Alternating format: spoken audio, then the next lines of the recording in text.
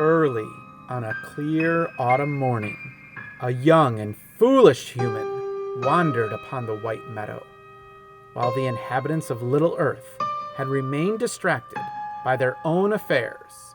The humans had begun noticing the withering away of the land.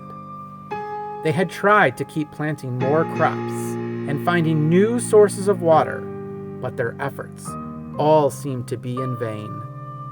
Nothing was working.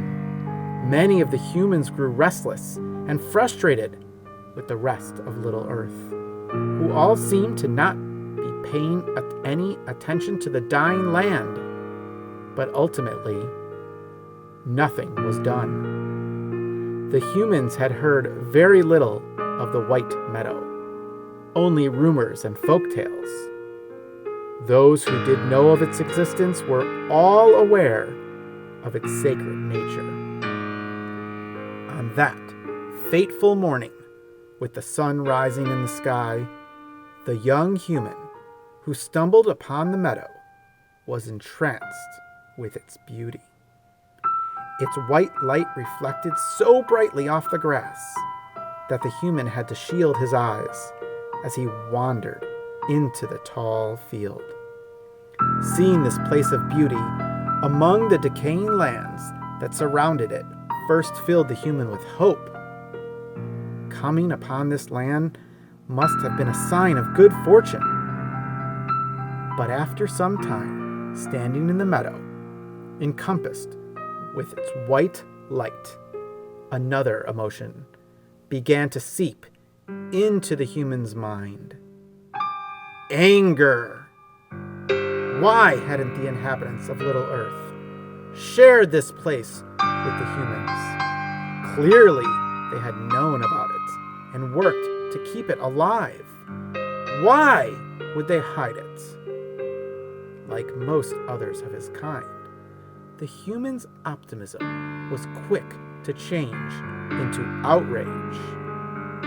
Tired of being ignored by the inhabitants of Little Earth and desperate for a solution to their growing problem with the land, the human drew his knife.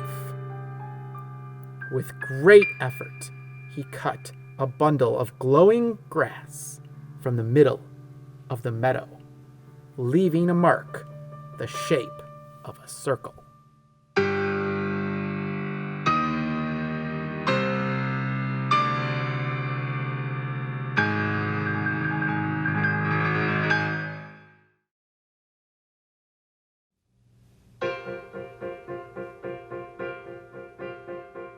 The effects of these actions were felt throughout Little Earth almost immediately, and word quickly spread of the cutting of the White Meadow.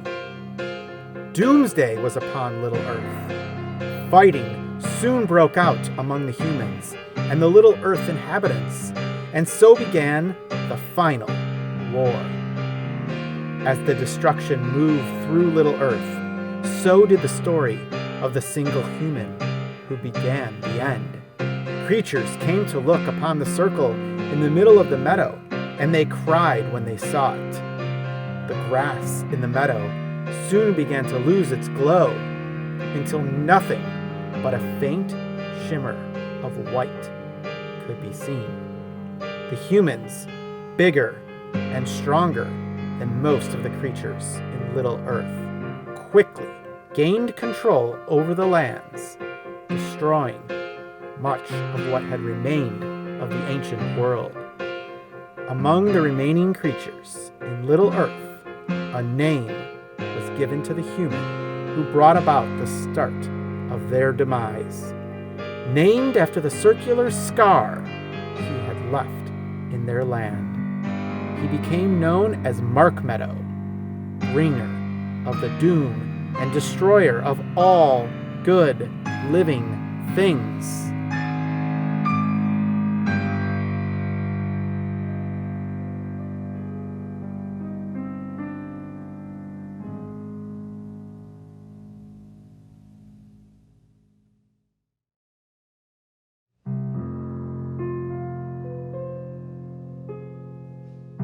And so, Little Earth was destroyed.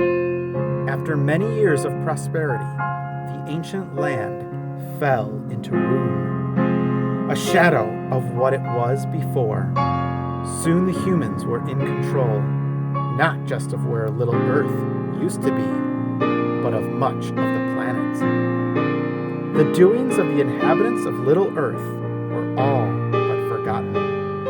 But the effects of these doings are much felt throughout our world today. The winds and other ancient things continue to sleep, lying still, until their time comes again and the humans fall.